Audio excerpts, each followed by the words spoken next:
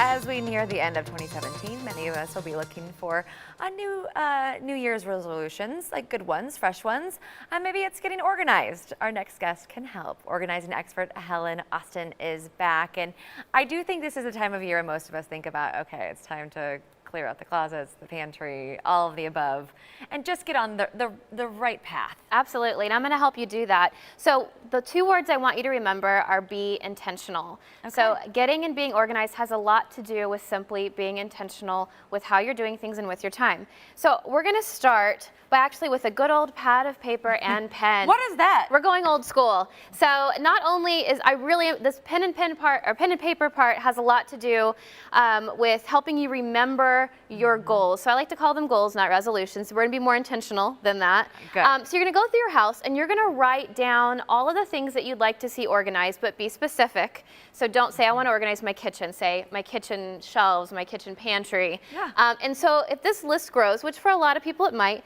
then circle the 3 that you want to focus on.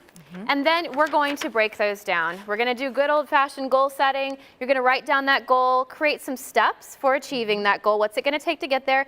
Put it on a deadline. If we have a deadline, we're more likely to follow through. Just like at work, Great. Treat your home tasks the same way. Yeah. Also consider enlisting a friend. Things are so much more fun when there's a friend, plus you're going to be a whole lot more accountable if someone's doing it with you. That's a good friend to come help you organize your pantry or your drawers. Yeah, it can be really a lot of fun. Or, that's why hiring helps. You might need to reciprocate though, right? Yes, reciprocation is definitely helpful. I know you're all about the containers. I am. So if you're going to get organized, buy the right thing. You need the right things, but just the idea is just to have a home for everything. And most items need to be corralled. And that's why different containers, which I'm just showing here, can make a huge difference. So, but it doesn't have to be special. It doesn't have to be fancy.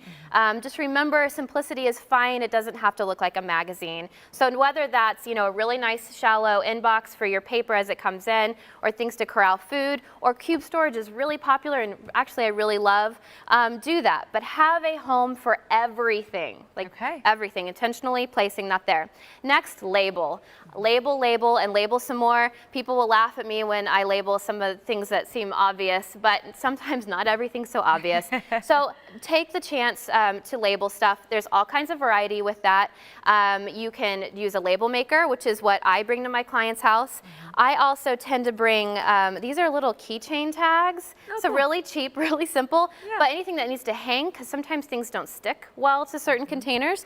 These are really great. Just make sure anything that's a hang tag or a gift tag can be a good label as well. Just write on both sides. Chalk labels are really fun, like we have on the snack container here. Really cheap, fun, cute. That's and also these clip-on labels for these boxes are a game changer. Cube storage I recommend pretty frequently. It's super flexible, cheap, and these containers surprisingly hold up better than you think. But these clip right on, rather than having to rely on something to stick, because a lot of things won't stick to these containers. And you can buy these at Target. So does it help your kids stay organized too if they see yes, the label? and if they're little, do pictures instead. And also this modeling is a huge part of parenting. So if you're modeling good organizing behavior, you're going to have a better chance of them being organized as well. Why do you have a timer over there? What's that for? So we're going old school once again. So the other thing to staying organized has to do with maintenance. So if you take 10 minutes, build it into your routine, make it a part of your habit loop, take 10 minutes at the end of the day to set a real timer and tidy up. Now, why a real timer when you have wonderful technology? Well, this technology likes to distract us. So, you open your phone to set your timer and you see, oh my gosh, someone texted me, or there's a notification on social media. Too. Okay, good. Yeah, and you go down the rabbit trail and then you just wasted so much time and you didn't tidy up. Let's get a regular traditional and this is old fast, school timer. quick, no digital, like old school. So much better. Thank you so much. If you need help getting organized in the new year, we'll post a link to Organized by Helen. And that will be on KCLive.tv later on today, because sometimes you just need a professional to come to your home. Thanks so much.